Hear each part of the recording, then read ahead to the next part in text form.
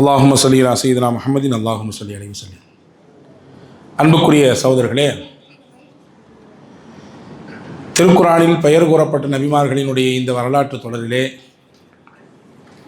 இன்று நாம் 21வது நபியாக ஒருவரை பார்க்க போகிறோம். அவர்கள்தான் ஹஸரத் சையதுனா உஸைர் அலைஹிஸ்ஸலாம். இதுவரை நாம் எத்தனை நபிமார்களின் சரிதையை பார்த்திருக்கிறோம் என்பதை மேலோட்டமாக சொல்கிறேன், கேளுங்கள். ஆதம் நபி, ஹஸரத் இத்ரீஸ், ஹஸரத் நூஹ், ஹஸரத் ஹூத், ஹஸரத் சாலிஹ், ஹஸரத் இப்ராஹீம், ஹஸரத் லூத், ஹஸரத் ஷுஐப், ஹஸரத் இஸ்மாயில், ஹஸரத் யூசுஃப், ஹஸரத் அய்யூப், ஹஸரத் இஸ்ஹாக், ஹஸரத் யாக்கூப், ஹஸரத் யூனுஸ், ஹஸரத் மூசா, ஹஸரத் ஹாரூன், ஹஸரத் யூஷா பின் நூன், ஹஸரத் ஹிதர் மற்றும் இலியாஸ், ஹஸரத் தாவூத் அலைஹிஸ்ஸலாம், ஹஸரத் சுலைமான் அலைஹிஸ்ஸலாம். இந்த நபிமார்கள் எல்லாரையும் பார்த்துட்டோம் இல்லையா? இப்போ இன்றைக்கி பார்க்க போகிறது உஸைர் அலைஹிஸ்ஸலாம். யார் இந்த உஸைர் அலைஹிஸ்ஸலாம்? ஹஸரத் தாவூத் நபி, சுலைமான் நபி அத்தா மகன். இதுக்கு அடுத்து வந்தவங்க ஹஸரத் உஸைர் அலைஹிஸ்ஸலாம். இதுக்கு அடுத்து 2 அத்தா மகன் வருவாங்க. அவங்க ஜக்கரியா, யஹ்யா. அவங்க 2 பேரும் அத்தாவும் பிள்ளையும். அதே மாதிரி தாவூத், சுலைமான், இவங்க அத்தா, இவங்க மகன். தாவூத் அத்தா, சுலைமான் மகன். இங்கிட்டு ஜக்கரியா அத்தா, யஹ்யா மகன். இந்த 2 நபர்களுக்கும் இடையிலே வந்தவர், நபியாக வந்தவர் சையதுனா உஸைர் அலைஹிஸ்ஸலாம். இவங்க யாருடைய வம்சத்தொடர்? மூசா அலைஹிஸ்ஸலாமுடைய தம்பி ஒருத்தங்க இருந்தாங்களா, ஹாரூன் நபி. ஹாரூன் நபியினுடைய வம்சத்தொடரிலே வரக்கூடியவர்கள். இவர்களுடைய மன்னரை தற்போது எங்கே இருக்கிறது என்றால், சிரியாவினுடைய ஒரு பகுதியாக இருக்கக்கூடிய டமாஸ்கஸிலே இவருடைய மன்னரை இருக்கிறது. இவர்களை குறித்து பிரபலமான ஒரு நிகழ்வு என்னவென்றால், அல்லாஹு தாலா இவர்களை வைத்து ஒரு மிகப்பெரிய விஷயத்தை ஒட்டுமொத்த உலகத்திற்கும் சொன்னான். என்ன விஷயம் அது? நம்ம எல்லாருமே நம்பியிருக்கிறோம், நம்ம ஈமான் கொண்டிருக்கிறோம், மரணத்திற்கு பிறகு அல்லாஹ் நம்மை மீண்டும் எழுப்புவான், அப்படி தானே? இந்த உலக வாழ்க்கையோடு முடிஞ்சு போகிறது அல்ல, இதுக்கு பின்னாடி ஒரு வாழ்க்கை இருக்குது. அதுதான் எழுப்பப்பட்டு உண்டான மறுமை நாள். நம்மள சில பேருக்கு இருக்கலாம், எப்படி இந்த அடித்து உடைச்சி எல்லாம் தும்சமான பின்னாடி மறுபடியும் எப்படி இந்த உலகம் எல்லாம் எப்படி எல்லாம் எழுப்புவான் அப்படின்னு ஒரு சின்ன சந்தேகம் இருக்கலாம். அப்படித்தான் ஒரு சமயம் உஸைர் அலைஹிஸ்ஸலாமுக்கு சந்தேகம் வரல. அந்த நிகழ்ச்சியை குர்ஆன் சொல்லுது. சூரா பக்ராவினுடைய கடைசி சில வசனங்களிலே அல்லாஹ் ஒரு நீண்ட வசனத்தில் சொல்கிறான், அவ் கல்லதி மர்ர அலா கர்யத்தின் வஹிய ஹாவியத்துன் அலா உருஷிஹா என்று துவங்கக்கூடிய அந்த வசனம் முழுக்க உஸைர் அலைஹிஸ்ஸலாம் பற்றி தான் பேசுது. சையதுனா இப்னு அப்பாஸ் ரலியல்லாஹு சொல்கிறாங்க, அவங்களுக்கு ஒரு தோட்டம் இருந்துச்சு. இது ஒரு கதை, அப்படி கேளுங்க. உஸைர் அலைஹிஸ்ஸலாமுக்கு ஒரு தோட்டம் இருந்தது. அந்த தோட்டத்துக்கு போகலான்னு சொல்லி கையில் உணவு, குடிக்கிறதுக்கு தண்ணீர், இன்னும் சில பழங்களை எல்லாம் எடுத்துக்கொண்டு அப்படி போனாங்க. அது ஒரு கடுமையான வெயில் காலம், வெப்பம் அப்படி கக்குது. அந்த நேரத்தில் ரொம்ப களைப்படைஞ்சு கொஞ்ச நேரம் ஒரு இடத்துல ஓய்வு எடுத்துகிட்டு போகலாமே நினச்சி ஹஸரத் உஸைர் அலைஹிஸ்ஸலாம் அந்த பகுதியில் இருந்த ஒரு பாழடைந்த கட்டிடத்திற்குள்ளே நுழைந்தார்கள். பாழடைந்த கட்டிடம்னா புரியுதா? இடித்து அப்படி சிதலமடைந்து கிடக்கும் பாருங்க, அதனுடைய பில்டிங்லாம் அமைப்புலாம் சிதலமடைந்து கிடக்கக்கூடிய ஒரு இடத்துல அங்கே நிழல் இருந்துச்சு. அதனால் அங்கே போனாங்க. தான் கொண்டு வந்த ரொட்டி துண்டை எடுத்து வெளியே வச்சாங்க. கொஞ்சம் அத்தி பழங்கள் வச்சுருந்தாங்க, திராட்சை பழங்கள் கொஞ்சம் வச்சுருந்தாங்க. திராட்சை பழத்தை சாராக பிழிஞ்சாங்க. பிழிஞ்சிட்டு வச்சிருந்த ரொட்டி துண்டை எடுத்து அந்த திராட்சை பழத்தினுடைய சாறில் ஊற போட்டாங்க. அப்படி கடித்து சாப்பிட முடியாதுன்னு சொல்லி அந்த திராட்சை பழத்தினுடைய சாறிலே ரொட்டி துண்டுகளை ஊற போட்டாங்க. ஊற போட்டுட்டு சரி கொஞ்ச நேரம் படுக்கலாம் அப்படின்னு தலையை கீழே வச்சாங்க. மேலே பார்த்தா அந்த பில்டிங் எல்லாம் அப்படி உடஞ்சி ஒரு விதமான அலங்கோலமான காட்சியில் நிற்கிது. நல்ல இருந்த ஒரு பில்டிங்னு நினைக்கிறேன். அதை பார்த்தவொன்னு அவங்க உள்ளத்தில் ஒரு எண்ணம் ஏற்படுது, இப்படி உடஞ்சிருக்குதே, இதை மாதிரி உலகமும் உடஞ்சி போச்சுன்னா மறுபடியும் எப்படி அல்லாஹ் மறுபடியும் இதை கொண்டு வருவான் அப்படின்னு ஒரு தெளிவை நோக்கி உண்டான தேடல். அது சந்தேகத்தில் வந்து தேடல் அல்ல. இப்போ நம்ம எல்லாத்துக்குமே சந்தேகம்லாம் இல்லை, சத்தியமாக அல்லாஹ் மறுபடியும் கொண்டு வருவான் இல்லையா? அதே மாதிரி நம்பிக்கை உஸைர் அலைஹிஸ்ஸலாம் உண்டு. நபியாச்சு, அவங்க நம்பிக்கை இல்லாமல் இருப்பாங்களா? ஆனால் அதை நமக்கு ப்ராக்டிக்கலாக அல்லாஹ் சொல்லி கொடுத்தா நல்லா இருக்குமே நினச்சாங்க. அல்லாஹ் இஸ்ராயல் அனுப்பி வச்சு தான் கூட்டு போயிட்டான். அவர்களை அல்லாஹு தாலா தூக்கத்திலேயே அவர்களுடைய ஆத்மாவை எடுத்து விட்டான். நீங்கள் ஒன்றை புரிய வேண்டும், நாமும் ஒவ்வொரு நாளும் தூங்க போகிறோம். தூக்கம் என்பது ரசூலுல்லாஹ் சொன்னாங்க அஹுல் மௌத், ஒரு சின்ன மரணம்னாங்க. ஏன்னா நாம் தூங்க போகும்போது நம்முடைய ஆன்மா நம்ம இடத்துல இருக்காது. அல்லாஹ் சொல்கிறான், யாருக்கு இன்னமும் கொஞ்ச காலம் உலகத்தில் வாழணும்னு அல்லாஹ் முடிவு பண்ணியிருக்கானோ அவங்களுக்கு மட்டும்தான் ரூஹை திரும்பி கொடுப்பான். இல்லைன்னா அப்படியும் முடிஞ்சு போச்சு அவங்களுடைய நாட்கள், அவங்களுடைய தவணை முடிஞ்சு போச்சுன்னா அந்த தூக்கத்திலேயே அல்லாஹ் அழைச்சிக்குவான். எத்தனையோ பேரை பார்க்குறோமா இல்லையா, கேள்விப்படுறோமா இல்லையா, ராத்திரி தூங்க நல்லா தாங்க போனார், எப்போதுமே தஹஜ்ஜத்துக்கு எஞ்சிடுவார், இன்னைக்கு எந்திரிக்கலையே. எப்போதுமே காலையில் சுறுசுறுப்பாக 4 மணிக்கெலாம் எந்திரிச்சு அவர் வேலைக்கு போயிடுவாருங்க. இன்னைக்கு 5:30 மணி ஆச்சு, கதவு திறக்கவே இல்லை. என்னன்னு பார்த்தா உடச்சி தான் போய் பார்த்தோம், உள்ள ஆள் தூக்கத்திலே மௌத்தாயிட்டாரு. இந்த மாதிரி கேள்விப்படுதல் என்பது ரொம்ப அதிகமாக இருக்குது. அப்போ புரியணும், தூக்கம் என்பது ஒரு மரணம். அதனால தான் ரசூலுல்லாஹ் சொன்னாங்க, தூங்கி எழுந்தவுடன் என்ன துவா ஓதுங்க, அல்ஹம்துலில்லாஹில்லதி அஹ்யானா பஅதமா அமாதனா வ இலைஹின் நுஷூர். அல்லாஹ்வுக்கே எல்லா புகழும். அவன் எப்படிப்பட்டவன் தெரியுமா, என்னை மௌத்தாக்கினதுக்கு பின்னாடி மறுபடியும் உயிர் கொடுத்துருக்கான்.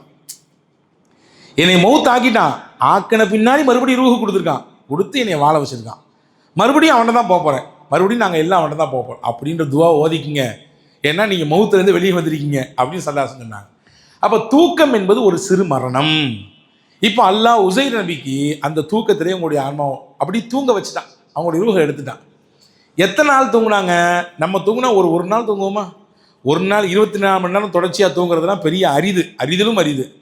அதிகபட்சம் போனால் ஒரு 8 மணி நேரத்துலேருந்து 10 மணி நேரம், அதிகம் போக நைட்டே தூங்குறதுனாலும் ஒரு அரை நாள் தூங்குனா பெருசு. அதுக்கு மேலே என்ன தான் கடந்தாலும் உறக்கம் வராது. அதில் உஸைர் அலைஹிஸ்ஸலாம் உறங்கினார்கள் 100 வருஷம் தூங்கினார்கள். 100 ஆண்டு அவர்களை அல்லாஹ் தூங்க வைத்தார். தூங்க வைத்த அல்லாஹ் சொல்கிறான், அந்த 100 வருஷம் கழிஞ்ச பின்னாடி உஸைர் நபியை வந்து மறுபடியும் இஸ்ராயில் ரூஹை கொடுத்து எழுப்புனாங்க. எழுப்பி எந்திரிச்சு போகிறாங்க. நீங்கள் எவ்வளோ நேரம் தூங்கிருக்கீங்க நினைப்பீங்க அப்படின்னு கேட்டாங்க. எவ்வளோ நேரம் தூங்கியிருப்பீங்க? நான் என்ன காலையில் படுத்தேன், கொஞ்சம் அந்த சூடு ஏறுற சமயத்தில் படுத்தேன், இப்போ சூரியன்லாம் கொஞ்சம் மாலை நேரத்துக்கு வந்திருக்கு, ஒரு 2 மணி நேரம் 3 மணி நேரம் தூங்கியிருப்பேன் அப்படிங்கிறாரு. அப்போ அல்லாஹ் சொல்ல வச்சான், நீங்கள் 100 வருடம் தூங்கியிருக்கிறீர்கள், 100 ஆண்டு தூங்கியிருக்கிறீர்கள் அப்படின்னு சொல்லிட்டு அடுத்து ஒரு செய்தி சொல்கிறான். நீங்கள் தூங்குறதுக்கு முன்னாடி ரொட்டி துண்டை எடுத்து அந்த திராட்சை சாறில் போட்டு வச்சு ஊற வச்சிங்கன்னா பாருங்கன்னு நாளில் பார்த்தா அப்படி இருக்குங்க. 100 வருஷம் கெட்டு போகல. நீங்கள் எல்லாம் பார்க்குறத பார்த்தா அப்படி ஏதாவது சாறு கிடச்சா ரொம்ப நல்லா இருக்குமேன்னு தோணுது இல்லையா? இப்போ நம்ம வீட்டில் இருக்கக்கூடிய பெண்களுக்கெல்லாம் தேவை இருக்காத, எடுத்து சூடு பண்ணிவிட்டு அல்லது வேறு எதையாவது பொட்டிகளில் உள்ளே கொண்டு வச்சு எடுக்க வேண்டிய சூழலாம் இருக்காதுன்னு. அல்லாஹ் நான்னா ஒரு பொருள் கெட்டு போக வேண்டும் என்பது நடக்கலைங்க. எந்த பொருளானாலும் அது வாங்கி வச்ச மாதிரி இருந்துச்சு. நம்ம பனு இஸ்ரவேலுடைய வரலாறை படிச்சுட்டே வந்தோம். மூசா நபியினுடைய காலத்தில் தீகின்ற ஒரு மைதானம் இருந்துச்சு, ஒரு பெரிய மைதானம். அந்த மைதானத்தில் போய் அல்லாஹ் அவங்கள தங்க வச்சான். மூசா நபி அழைச்சிட்டு வந்தாங்கல்ல, அப்படி பைத்துல் முகத்தஸ் கூட்டி வரும்போது ஒரு மைதானத்தில் அல்லாஹ் தங்க வச்சான். அந்த மைதானத்தில் வச்சு தான் அல்லாஹ் சொர்க்க உணவு கொடுத்தான். அந்த சொர்க்க உணவு தான் மண்ணு சல்வான்னு குர்ஆன்ல அதெல்லாம் சொல்கிறான், சொர்க்கத்தினுடைய உணவு அது. அந்த உணவை கொடுத்தா அவங்க சாப்பிட்டுக்கிட்டே இருந்தாங்க. அல்லாஹ் என்ன ஒரு உத்தரவு கொடுத்தாங்கன்னா, நீங்கள் எவ்வளோ வேணாலும் சாப்பிட்லாம், ஆனால் எடுத்து சேமித்து மட்டும் வைக்கக்கூடாது. இது அடுத்த வேலைக்கு வேணுமே, அடுத்த வக்கத்துக்கு சாப்பிடணுமே அப்படிலாம் நினைக்கக்கூடாது. நான் தருவேன் நம்பணும் நீங்கள், அவ்வளோதான். இந்த நம்பிக்கையை ஒவ்வொரு மனிதனுடைய வாழ்க்கையில் வந்து போச்சுன்னா எந்த பயமும் நமக்கு தேவையில்லை. ஏன்னா ரிஸ்க்கு தர்றவன் அவன் முடிவு பண்ணிட்டா எப்படியும் தந்துக்கிட்டே இருப்பான். எதிர்த்தாப்பில் கடையை திறந்தா என்ன, பக்கத்தில் வந்து கடையை திறந்தா என்ன, நமக்கு ஆப்போசிட்டாக எவ்வளோ பெரிய ஆள் வந்தால் நமக்கு என்ன, நமக்கு ரிஸ்க்கு எல்லாம் முடிவு பண்ணியிருக்கான், தந்துக்கிட்டே இருப்பான். நம்ம வேலையை நம்ம செஞ்சுக்கிட்டே இருப்போம், அவ்வளோதான், முடிஞ்சிருச்சு. நம்ம கையை பசைய வேண்டிய தேவையில்லை. அப்போ சொன்னால் அல்லாஹ் நீங்கள் சேர்த்து வைக்கக்கூடாது, இருக்கிறத சாப்பிடணும். ஆனால் 2-3 நாள் ஒழுங்காக தான் சாப்பிட்டாங்க. அதில் 4 பேர் வந்து பேசிக்கிட்டான், இப்படி நம்ம செஞ்சுக்கிட்டு தான் என்ன அர்த்தம், திடீர்னு நின்று போச்சுன்னா என்ன பண்ணுறது, சொர்க்க உணவாச்சல்ல, நின்று போச்சுன்னா என்ன பண்ணுறது அப்படின்னு சொல்லி 4 பேர் பேசுனாங்க. ஒரு 4 பேர் இவங்க சொல்கிறது சரிதாங்க, இதெல்லாம் தப்பு கிடையாது, சரியாக பேசுகிறாங்க அப்படின்னு அதுக்கு ஒரு சப்பை கட்டினாங்க. சப்பை கட்டின உடனே எடுத்து சேர்த்து வைக்க ஆரம்பித்தாங்க. எப்போ சேர்த்து வைத்தார்களோ அடுத்த வேளை உணவுக்கு சாப்பிடலாம் என்று தட்டை திறந்தார்கள். ஒரு விதமான கெட்ட துர்வாடை அடித்தது. அப்படின்னா என்ன அர்த்தம், கெட்டு போச்சு. அது வரையில் உலகத்தில் கெட்டு போகுதல் என்பதே கிடையாதுங்க, கெட்டு போகுதல் என்பதே கிடையாது. என்ன பொருள் இருந்தாலும் அப்படியே இருக்கும், இருந்த மாதிரி இருக்கும், எத்தனை நாள் வேணால் சாப்பிட்டுக்கலாம் இல்லையா? இன்னைக்கு கெட்டு போகக்கூடாதுன்னு சொல்லி நம்ம டப்பாவில் கொண்டு அடைச்சிடறோம். டப்பாவில் அடைச்சி அடைச்சி அடைச்சி அடைச்சி எத்தனை நாள் சாப்பிடலாம்? ஒரு மாதம் கூட சில நபர்களுடைய வீடுகளிலே கேள்விப்படும், ஒரு மாத காலம் டப்பாவில் அடக்கப்பட்டிருக்காது. அல்லாஹ் பாதுகாப்பானாங்க. அன்பான சகோதரர்களே, இங்கே பாருங்கள், எதுவுமே கெட்டு போகலை. ரொட்டி துண்டு இருக்குது, அப்படியே ஊறிக்கிட்டு இருக்குது. அந்த பழச்சாறு அப்படி அந்த பழச்சாறுக்குள்ளே அதில் கிடக்குது. பார்த்தீங்களா? 100 வருஷம் தூங்கணும்னு சொல்கிறீங்களே, பாருங்கள் என்ன அப்படி இருக்குது அப்படின்னு உசைர் அலைஹிஸ்ஸலாம் கேட்டாங்க. சரி, நீங்கள் ஒரு கழுதையில் வந்தீங்களா, கோவேரி கழுதையில், அந்த கழுதை எப்படி இருக்குன்னு பாருங்கன்னா, அங்கே பார்த்தா அந்த கழுதெல்லாம் இல்லை, அது எலும்பு கூடாகி கிடக்குது. வெறுமின்ன அதனுடைய எலும்புகள் மட்டும் சிதறி கிடக்குது. நீங்கள் உங்களுக்கு ஒரு எண்ணம் ஏற்பட்டுச்சு. என்ன எண்ணம்? இந்த உலகத்தில் எல்லாம் அழிஞ்ச பின்னாடி மறுபடியும் அல்லாஹ் எப்படி உருவாக்குவான்னு ப்ராக்டிக்கலாக பார்க்கணும்னு ஆசைப்பட்டீங்கல்ல, நீங்கள் வந்த கழுதையை பாருங்கள். இப்போ அல்லாஹ் மறுபடியும் அந்த கழுதைக்கு உயிர் கொடுக்க போகிறான். அந்த கழுதையின் பெயரை சொல்லி வந்த மலக் அழைத்தார். சிதறி கடந்த அதனுடைய எலும்புகள் தோள்கள் எல்லாம் அப்படியே இணைந்தது. ஆங்காங்கே கடந்த அதனுடைய எலும்புகள் எல்லாம் இணைந்து அப்படியே ஒன்றாக சேர்ந்து அது ஒரு சப்தம் போட்டுக்கொண்டு மறுபடியும் உருவானது. இதை பார்த்துவிட்டு சொன்னார், நேச்சுரலாக பார்த்துட்டீங்க, கண்கூடாக பார்த்துட்டீங்க. ஒரு இழந்ததை, ஒன்றுமில்லாமல் போன ஒன்றை மறுபடியும் எப்படி அல்லாஹ் கொண்டு வருவான்றதை நீங்கள் நேரடியாக பார்த்துட்டீங்க இல்லையா? இதுதான் உங்களுக்கு மட்டுமல்ல, உலகத்துக்கான பாடம். உலகம் அழிஞ்சு போச்சுன்னா, எல்லாம் மண்ணோடு மண்ணு ஆகி போச்சுன்னா, எப்படி மறுபடியும் எல்லாத்தையும் எல்லாம் எழுப்புவான்? எத்தனை ஆண்டுகளுக்கு முன்னாடி இறந்து போனவங்கன்னா மண்ணு கீழே இருக்கிறாங்க, அவங்க உடம்புலாம் மண்ணோடு மண்ணா மக்கி உக்கி போயிருக்குமே, எப்படி அவங்கெல்லாம் வருவாங்க அப்படின்னு சந்தேகம் யாருக்கெல்லாம் இருக்குதோ, யாரெல்லாம் அறிவாளித்தனமாக இப்படி யோசிக்கிறாங்களோ, அவங்க எல்லாத்துக்கும் பாடத்தை அல்லாஹ் உசைர் நபியை வச்சு சொன்னான். உசைர் நபியை வச்சு அல்லாஹ் சொன்னான்.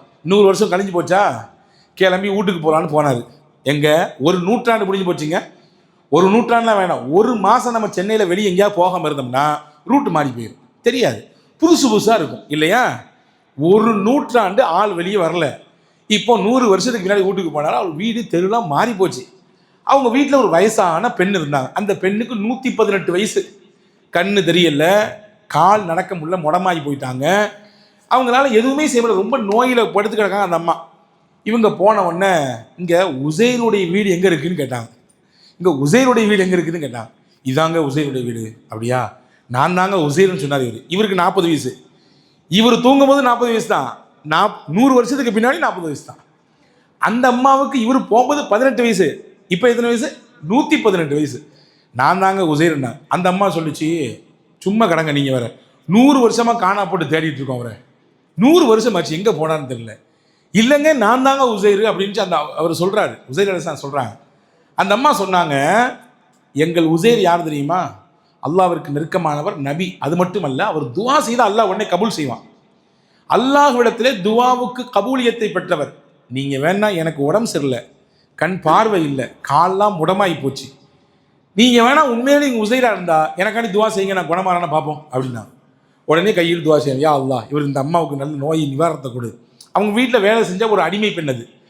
கையை அல்லாஹ் துவா செய்து விட்டு கையை தான் கீழே போட்டாங்க. காலை இஞ்சி நடக்க ஆரம்பிச்சிடுறாங்க, எந்திரிச்சிடறாங்க, பார்வையெல்லாம் தெரிஞ்சு போகுது. அந்த அம்மா சொன்னாங்க, நிச்சயமாக நீங்கள் தான் உசைர், நீங்கள் உசைர் என்பதை நான் நம்புகிறேன் அப்படின்னு உசைர் அலைஹிஸ்ஸலாம் கூட்டிட்டு அப்படியே போகிறாங்க. அதாவது பனு இஸ்ராயல்கள், அதாவது இஸ்ரவேல மக்கள் எல்லாம் குழுமி இருக்கக்கூடிய ஒரு சபை. அந்த சபையில் போய் இந்த அம்மா சொல்கிறாங்க, நம்ம 100 வருஷமாக தொலைச்சமே உசைர் இந்த வந்துட்டார், இவர் தான். அங்கே இருந்தவங்க எல்லாம் புது புது ஆட்கள். இவர் போகும்போது அந்த ஆட்கள்லாம் இல்லை, அவங்க பிள்ளைகள் தான் உட்காந்துருக்குங்க. உசைர் அலைஹிஸ்ஸலாம் பெத்த பிள்ளை அங்கே இருந்தார். உசைர் அலைஹிஸ்ஸலாம் பெத்த மகனும் அங்கே இருந்தார். அவருக்கு வயது 120. உசைர் அலைஹிஸ்ஸலாமுடைய மகனுக்கு வயது 120, அத்தாவுக்கு 40. அத்தாவுக்கு 40, பிள்ளைக்கு 120. அவர் நேரம் எஞ்சி வந்தார். யார்? இவர் எங்கள் அத்தாவாக்கும். அந்த அம்மாட்ட கேட்டார், இவர் எங்கள் அத்தாவா? எங்கள் அத்தா எங்களுக்கு தெரியும், நீங்கள் கொஞ்சம் அமைதியாக இருக்கீங்கன்னு அந்த அவர் சொல்கிறாரு. இவர் சொல்கிறார், உசைர் அலைஹிஸ்ஸலாம், நான் தான் உங்கள் அத்தா, நான் தான். எங்கள் அத்தாவுக்கு என்னுடைய 2 தோள் பட்டைக்கும் இடையிலே, 2 தோள் புஜத்துக்கும் இடையில ஒரு கருப்பு நிறத்திலே அடையாளம் இருக்கும், ஒரு கருப்பு நிற மச்சம் இருக்கும். அது நுபுவத்தினுடைய அடையாளம். உங்கள்கிட்ட இருக்காது அப்படின்னு கேட்டாங்க. அப்படி தன்னுடைய சட்டையை கழட்டி காமிச்சாங்க. அந்த மச்சம் அப்படியே அழகாக இருக்குது. அப்போ மகனும் ஒத்துக்கிட்டாரு. பேர பிள்ளைங்களும் வயசான பிள்ளைங்க இருக்காங்க. இப்போ எல்லா மக்களும், இஸ்ரவேல் மக்கள் எல்லாம் உசைர் அலைஹிஸ்ஸலாம் பக்கத்தில் வந்து, எங்கள் முன்னோர்கள்லாம் சொல்லியிருக்காங்க, எங்கள் முன்னோர்கள் எங்களுக்கு சொல்லி கொடுத்துருக்காங்க, நம்ம சமுதாயத்தில் உசைர் ஒருத்தர் இருக்கிறாரு, அவருக்கு மூசா அலி இஸ்லாமுக்கு அருளப்பட்ட தௌராத் வேதெல்லாம் நல்ல மனப்பாடம், நிறைய அவர் மனப்பாடம் செஞ்சு வச்சிருக்கிறாரு அப்படின்னு எங்கள் முன்னோர்கள்லாம் சொல்லி வச்சிருக்காங்க. நீங்கள் ஒன்று இந்த இடத்துல புரிஞ்சுக்கணும், உலகத்தில் அனுப்பப்பட்ட வேதங்களில் திருக்குரானை மட்டும்தான் கோடிக்கணக்கான மக்களின் உள்ளங்களிலே அல்லாஹ் சேர்த்து வைத்தான். திருக்குரான் மட்டும்தாங்க. வேற எந்த வேதத்தையும் இவ்வளவு அதிகமான மக்கள் மனப்பாடம் பண்ணல. சொல்ல போனால் வேதங்களை நிறைய பேர் மனப்பாடமே பண்ணலை, கொஞ்சம் தேவைப்பட்ட இடங்கள் அப்படி இப்படி கொஞ்சம் மனப்பாடம் பண்ணிட்டாங்க, அவ்வளோதான். உசைர் அலி இஸ்லாமை தவிர ஜபூர் இருந்துச்சு, இஞ்சில் இருக்குது, அதே மாதிரி தௌராத் இருக்குது, அதுக்கடுத்து 4வது குரான். குரான் மட்டும்தான் உலகத்தில் கோடிக்கணக்கான மக்களுடைய உள்ளங்களில் மனப்பாடம். இன்னைக்கு உங்களுக்கு தெரியுமா, யூஎஸ் போன்ற பெரிய பெரிய அதாவது மேற்கத்திய நாடுகளில் முஸ்லீம் மக்கள் அதிகமான கவனத்தை எங்கே திருப்பியிருக்காங்க அப்படின்னா குரானை மனப்பாடம் பண்ணுறதில்ல. தங்கள் வீட்டில் இருக்கக்கூடிய பிள்ளைகளுக்கு எப்படியாவது குரானை மனசில் கொண்டு சேர்த்தரணும், குரானை மனப்பாடம் பண்ணக்கூடிய மனனம் செய்திருக்கக்கூடிய பிள்ளைகளாக தலைமுறையாக எங்களுடைய பிள்ளை இருக்குன்னு சொல்லி ஆசைப்படுறாங்களாம். இன்னைக்கு அதிகரித்திருக்கிறது அந்த மாதிரியான விஷயங்கள். இப்போ கவனிங்க, இவங்க சொன்னாங்க, இந்த இஸ்ரேல் மக்கள்லாம் எங்கள் முன்னோர்கள் சொல்லியிருக்காங்க தௌராத்தை உசைர் மனப்பாடம் பண்ணியிருக்காருன்ட்டு. இந்த புக்த்நஸர்னு சொல்லி ஒரு மன்னர் இருந்தான், அவன் ரொம்ப கொடுமைக்காரன், நிறைய அழிச்சாட்டியம் பண்ணியிருக்கான், மக்கள் எல்லாம் அழிச்சிருக்கான், நிறைய கொன்று குவிச்சிருக்கிறான். அவனுடைய அந்த காலகட்டத்திலே தௌராத்தை அவன் மொத்தமாக எரித்து விட்டான். தௌராத்துடைய பிரதி எங்கள்கிட்ட இல்லை, அதனால் நீங்கள் தௌராத்தை மனப்பாடம் பண்ணியிருக்கீங்கல்ல, நீங்கள் எப்படியாவது கொஞ்சம் உங்களுடைய மன சக்தியை திரட்டி மறுபடியும் அந்த தௌராத்தை எழுதித்தாங்களேன், மறுபடியும் அந்த தௌராத்தை தொகுத்து கொடுங்களேன் அப்படின்னு சொல்லி அந்த மக்கள்லாம் போய் கேட்டாங்களாம். உடனே உசைர் அலி இஸ்லாம் சொன்னாங்க, அல்லாஹ் எனக்கு வழங்கிய ஆற்றல் இந்த மனனம் செய்யக்கூடிய வாய்ப்பை கொடுத்தா, அது மட்டுமல்ல என்னுடைய தகப்பனார் எனக்கு சொல்லி கொடுத்துருக்காரு. மூசா அலி இஸ்லாம் காலத்தில் இருந்த ஒரு தௌராத்தினுடைய ஒரு பிரதியை நாங்கள் 2 பேரும் சேர்ந்து ஒரு இடத்துல போய் ஒழிச்சு வச்சுருந்தோம், ஒரு இடத்துல புதைச்சி வச்சுருந்தோம். அது எனக்கு மட்டும்தான் தெரியும், வாங்கன்னு கூட்டி போய் அந்த இடத்துல தோண்டி பார்த்தா உள்ளபடியே அங்கே தௌராத்தினுடைய பழைய புத்தகம் இருந்தது. அதில் நிறைய பக்கங்கள் கிழிந்து போயிருந்தது, நிறைய மண்ணுகள் எல்லாம் மறித்திருந்தது. அதை எடுத்து ரெஃபரன்ஸுக்கு வச்சுக்கிட்டு தான் மனசில் இருக்கக்கூடிய தௌராத்தினுடைய வேதத்தை அப்படியே எழுதுனாங்க, கையால் எழுதுனாங்க. எழுதி முடித்தாங்க. அவங்களுக்கு மொத்த மக்களுக்கு முன்னாடி உட்கார்ந்து அந்த தௌராத் வேதத்தை முழுசாக ஓதுனாங்க. ஓதி காட்டி முடிக்கும் பொழுது தான் அந்த சமுதாயம் சொல்லிச்சான், நீங்கள் அல்லாஹ்வுடைய புள்ள அப்படிச்சான். அல்லாஹ்வுடைய நபின்னு அதுக்கு சொல்ல வேண்டிய இடத்துல நீங்கள் அல்லாஹ்வுடைய புள்ளன்னு சொல்லிச்சு. அல்லாஹ் குர்ஆன்ல சொல்கிறான், காலத்தில் யஹூது உஸைர் இப்னுல்லாஹ் வ காலத்தின் நஸாரா மஸீஹ் இப்னுல்லாஹ். கிறிஸ்டியன்ஸ் சொன்னாங்க ஈசா இப்னு மரியம் இருக்காரு அவர் அல்லாஹ்வுடைய புள்ளன்னு சொன்னாங்க. ஆனால் யூதர்கள் சொன்னாங்க உஸைர் அல்லாஹ்வுடைய புள்ளன்னு சொன்னாங்க. ரெண்டுமே தப்பு. அல்லாஹ்வுக்கு பிள்ளையும் கிடையாது, அவன் யாருக்கும் பிள்ளை கிடையாது. லம் எலிது வலம் யூலது, அப்படிதான் நம்பியிருக்கோம் நம்ம. அல்லாஹ்வுக்கும் பிள்ளை கிடையாது, அவனும் யாருடைய பிள்ளையும் கிடையாது. ஆனால் இவங்க சொன்னாங்க, ஏன்பா அப்படி சொல்றீங்க அப்படின்னு கேட்டால் அவங்க சொன்னாங்க, இந்த வேதம் அருளப்பட்ட மூசா கூட இறைவனால் கொடுக்கப்பட்டதை வாங்கி அப்படி நம்மகிட்ட பாஸ் பண்ணாரு. ஆனால் வேதம் கொடுக்கப்படல இவருக்கு. இவரு அப்படி மனசில் தேக்கி வச்சிருக்காருன்னா, இவர் அப்படி அதை உள்ளத்தில் வச்சு அதை அப்படியே நம்மளுக்கு காப்பி பண்ணி இறக்கி தந்திருக்காருன்னா, இந்த பெரிய ஆற்றல்லாம் யாரும் கிடைக்காது. இதெல்லாம் இறைவனுடைய கருணை இல்லாமல் யாரும் கிடைக்காது. எனவே இவர் அல்லாஹ்வுடைய பிள்ளை தான் என்று அவர்கள் எல்லாம் சொன்னதாக ஒரு வரலாற்று குறிப்பிருக்கிறது. ஆக அந்த மக்கள் உஸைர் அலி இஸ்லாம் வெளிப்படுத்திய இந்த அதிசயத்தை, அற்புதத்தை பார்த்து நேர்வழி பெறுவதற்கு பகரமாக அவங்க வேற மாதிரி சிந்திக்க துவங்கினாங்க. அதுக்கு அடுத்து உஸைர் அலி இஸ்லாம் இருந்த அந்த மக்களை சரி செய்தார்கள், நேர்வழிப்படுத்தினார்கள். பல பேர் அவங்களுக்கு பின்னாடி இருந்தாங்க. நிறைய பேர் கொஞ்சம் சிந்தனை மாறி போய் எப்படி ஈசா அலி இஸ்லாமை அல்லாஹுவிற்கு நிகராக கடவுளாக மாற்றி விட்டார்களோ, அப்படி யூதர்களிலே சிலர் உஸைர் அலி இஸ்லாமையும் அல்லாஹ்விற்கு நிகராக கடவுளாக மாற்ற துவங்கினார்கள். அல்லாஹ்ட்ட உஸைர் நபி சொன்னாங்க, யா அல்லாஹ், உன்னுடைய அதிசயத்தை அத்தாட்சியை நேரடியாக பார்த்தவனா, நான் யாருக்கும் என்னைய வணங்குன்னு சொல்லலை, நான் அப்படி சொல்லவும் மாட்டேன், அப்படியான சிந்தனை எனக்கு கிடையாது. ஆனால் இந்த மக்கள் செய்யக்கூடிய தப்புக்கு என் மேலே நீ பொறுப்பு சாட்டாது. இவங்களுக்கு நான் எவ்வளவுதான் சொல்லியும் கூட அவங்களுடைய சிந்தனை இது ஏற மாட்டேங்குது என்று கடைசி வரை அந்த மக்களோடு, நான் அல்லாஹ்வுடைய பிள்ளைலாம் கிடையாதுயா, நான் சாதாரண ஒரு அடிமை. இன்னைக்கு யாராவது கொஞ்சம் நல்ல வார்த்தைகள் சொல்லிட்டாங்கன்னா, நீங்கள் சாமியா அப்படின்னு 4 பேர் சொல்லிட்டா முடிஞ்சு போச்சு. அவனுக்கே என்ன ஏற்படுது, ஆமாம் நாம் ஒரு சாமியாக இருப்போமோ, நாம் உள்ளபடியே ஒரு தெய்வ பிள்ளையாக இருப்போமோ. அதனால தாங்க அந்த எலெக்ஷன் வரும் பொழுது இங்கே இருக்கிற பிரதமர், நான் கடவுளின் குமாரன்னு சொன்னார் தெரியுமா உங்களுக்கு, அந்த மாதிரி பேச்சு தான் பேசினார். இப்போ ஒரு கட்டத்துக்கு மேலே யாராவது 4 புகழ ஆரம்பிச்சிட்டா, உண்மையிலே நம்ம இறைவனுடைய குழந்தையாக இருப்போமோ, உண்மையிலே இறைவனுக்கு நாம் நெருக்கமான ஆளாக இருப்போமோன்ற எண்ணம் இன்னைக்கு ஏற்பட்டு போயிடுது. அதனால தான் ஆன்மீகத்தில் பித்தலாட்டங்கள் வருது. ஆன்மீகத்தில் கூட நிறைய பித்தலாட்டங்கள். ஒன்றை புரிஞ்சுக்குங்க, ஒருவர் தன்னை கடவுள் என்கிறார் அல்லது கடவுளுக்கு நிகராக நான் என்று ஒருத்தர் சொன்னார்னா அவரை விட டுபாக்கூர் உலகத்தில் யாருமே கிடையாது. அவரை விட ஒரு மட்டமான ஆள் உலகத்தில் யாரும் கிடையாது. இதுதான் இஸ்லாத்தினுடைய பார்வை. முகமது நபி தன்னை கடவுள் என்று கடைசி வரை சொன்னதே இல்லை. என்னை நீங்கள் கடவுளுக்கு நிகராக கொண்டு போயிடாதீங்கன்னு சொல்லி தடுத்தாங்க. என்னை கடவுளுக்கு நிகராக கொண்டு போய் வச்சிடாதீங்கன்னு சொல்லி தடுத்தாங்க. ஆக ஹஜ்ரத் உஸைர் அலைஹிஸ்ஸலாம் அதற்காக வேண்டி போராடினாங்க. என்னை கடவுள்னு சொல்லிடாதீங்கன்னா அல்லாஹ்வுடைய புள்ளலாம் கிடையாதுன்னு சொன்னாங்க. ஆனால் சில பேர் ஏற்றுக்கிட்டாங்க, சில பேர் ஏற்றுக்கொள்ளவில்லை. அப்படி அவங்களுடைய கதை முடிஞ்சிருச்சு. ஹஜ்ரத் உஸைர் அலைஹிஸ்ஸலாம் வாழும் காலம் வரை வாழ்ந்தார்கள். அதற்கு பிறகு அல்லாஹ்விடத்தில் சென்றார்கள். அதற்கு பிறகு சில நபிமார்கள் வந்தார்கள். அதாவது ஹஜ்ரத் ஜக்கரியா அலைஹிஸ்ஸலாம், ஹஜ்ரத் யஹ்யா அலைஹிஸ்ஸலாம், அதற்கடுத்து ஈசா அலைஹிஸ்ஸலாம், அதற்கு இறுதியாக முஹம்மது ஸல்லல்லாஹு அலைஹி வஸல்லம். ஆக இந்த நபிமார்களின் இந்த வரலாற்று தொடரிலே இதோடு 21 நபிமார்களை பார்த்து விட்டோம். 4 நபிமார்கள் இருக்குது. ஆனால் நமக்கு 2 நாள் தான் இருக்குது. 2 நாள் தான் இருக்குது. 26, 27. வாய்ப்பு இருந்தால் இன்ஷா அல்லாஹ் 27க்கு பின்னாலும் இது தொடரும் இன்ஷா அல்லாஹ். ஒரு 4 நபிமார்களை பற்றி கம்ப்ளீட்டாக முடிச்சுட்டு இந்த தொடரை அப்படி நம்ம முடிச்சுக்கலான்னு ஒரு எண்ணம் இருக்குது. அல்லாஹு தாலா இந்த தொடரில் நாம் கேட்ட நபிமார்களுடைய சரிதையின் மூலமாக நம்முடைய ஈமானுக்கு அல்லாஹ் நெஞ்சுரத்தை தருவானாக. உள்ளபடியே உங்களுக்கு நான் நம்புகிறேன். ஆனால் எனக்கு தனிப்பட்ட முறையில் இந்த நபிமார்களின் சரிதையை படிக்கும் பொழுது, அதை உள்வாங்கும் பொழுது, எவ்வளவு விஷயம் நம்ம இது நாள் வரையே தெரியாமல் இருக்கிறோம் அப்படிங்கிற ஒரு சிந்தனை தான் ஏற்பட்டதே ஒழிய, இதில் பெருமைப்படுவதற்கோ நான் சொல்கிறேன் நீ எல்லாரும் கண்டிப்பாக உட்காந்து கேட்டு தான் ஆகணும் அப்படின்ற எண்ணமெல்லாம் எனக்கு கிடையாது. மாஷா அல்லாஹ். எனவே இதன் மூலமாக வல்ல அல்லாஹ் சிறந்த பலனை நம் யாவருக்கும் வழங்க வேண்டும் என்று இந்த நேரத்திலே நாம் எல்லோரும் துஆ செய்து கொள்ளும். அல்லாஹ் தௌஃபீக் செய்வானாக. ஆமீன். வாஹிர் தாவானில் அல்ஹம்துலில்லாஹி ரப்பில் ஆலமீன்.